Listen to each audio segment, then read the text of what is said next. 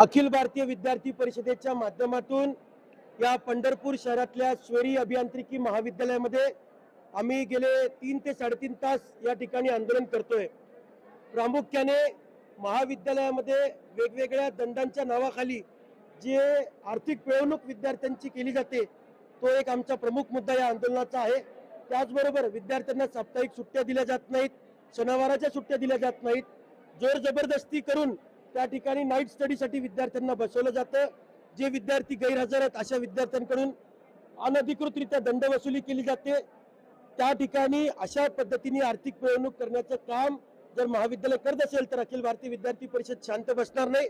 आणि म्हणूनच आज 800 ते 1000 विद्यार्थ्यांचं आंदोलन गेल्या 3-3.5 तासांपासून आम्ही प्रशासनाच्या विरोधामध्ये करतोय। अशा पद्धतीने डॉक्टर बाबासाहेब आंबेडकरांच्या या महाराष्ट्रामध्ये त्या ठिकाणी आंदोलनाचा अधिकार दाबण्याचा प्रयत्न महाविद्यालय प्रशासनाकडून होतोय।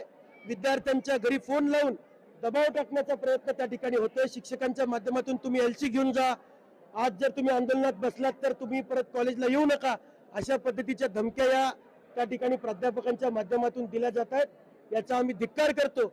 संविधानाने दिलेला जो आंदोलनाचा अधिकार आहे त्या अधिकाराचा वापर करीत आज प्रशासनाच्या विरोधात आम्ही त्या ठिकाणी रस्त्यावर आलेलो आहे।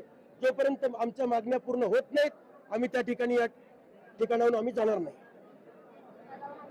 प्रशासनासोबत आम्ही चर्चा केली आहे, काही मागण्यांवर त्यांनी आम्हाला सकारात्मक प्रतिसाद दिलेला आहे, परंतु पूर्ण मागण्या आमच्या जोपर्यंत पूर्ण होणार नाही तोपर्यंत इथला एक देखील विद्यार्थी या ठिकाणाहून जाणार नाही।